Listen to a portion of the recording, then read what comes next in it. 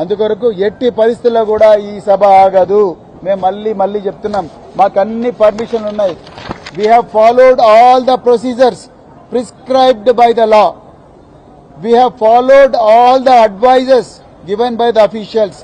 We have complied to all the requirements stipulated by every authority who is competent to give permission. చివరికి పోలీసుల దగ్గర ఆపినరు. మేము మా BRSV నాయకులు అదే విధంగా బీఆర్ఎస్ వాలంటీర్లు ఎంతో మంది రోడ్ల మీద నిలబడి ట్రాఫిక్ మేనేజ్ చేస్తామని కూడా చెప్తున్నారు. మీరు ఏం కావాలంటే అది చెప్తున్నారు, ఏం కావాలంటే అది ఒప్పుకుంటున్నాం. అట్లాంటప్పుడు మీరు how can you deny the permission to us? How can you delay the permission? మీరు ఆన్సర్ చెప్పాలి. మళ్ళీ నేను పోలీస్ అధికారులకు చెప్తున్నా, పరిపాలనా శాఖ వాళ్ళకి చెప్తున్నా, దయచేసి మీరు రేవంత్ రెడ్డి గారి అక్రమ ఆదేశాలు పాటించకండి, చట్ట ప్రకారం నడుచుకోండి. మేము మీరు చెప్పిన ఆదేశాలన్నీ పాటిస్తూనే ఉన్నాం.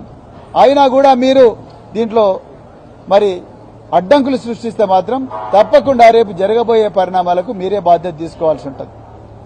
మేము మాత్రం ఈ సభ జరిపి తీరుతాం, తప్పకుండా జరిపి తీరుతాం. ఇది మా హక్కు, రాజ్యాంగం మాకిచ్చిన హక్కు, ఆర్టికల్ 19 మాకిచ్చిన హక్కు. మేము ఎవ్వరిని కూడా ఇబ్బంది పెడతలేము, ట్రాఫిక్ కూడా ఇబ్బంది పెట్టడం లేదు.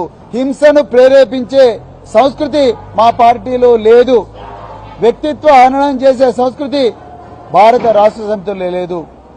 అందువల్ల మా వల్ల ఎలాంటి శాంతి భద్రతల పరిస్థితి తలెత్తదు. అందుకొరకే మళ్ళొకసారి మరి మల్కాజ్గిరి పోలీస్ కమిషనర్ గారికి, ఎల్బీ నగర్ డీసీపీ గారికి, అదేవిధంగా ట్రాఫిక్ డీసీపీ గారికి, చివరికి రాష్ట్ర డీజీపీ గారికి మళ్లీ మేము రిక్వెస్ట్ చేస్తున్నాం, దయచేసి వెంటనే పర్మిషన్ ఇవ్వండి, అడ్డంకులు సృష్టించకండి. మీరు అడ్డంకులు సృష్టిస్తే దీని ఇంపాక్ట్ తెలంగాణ రాష్ట్రం మీద అంతుంటది. ఆ జరగబోయే పరిణామాలకు మళ్ళా మీరే బాధ్యులవుతారు.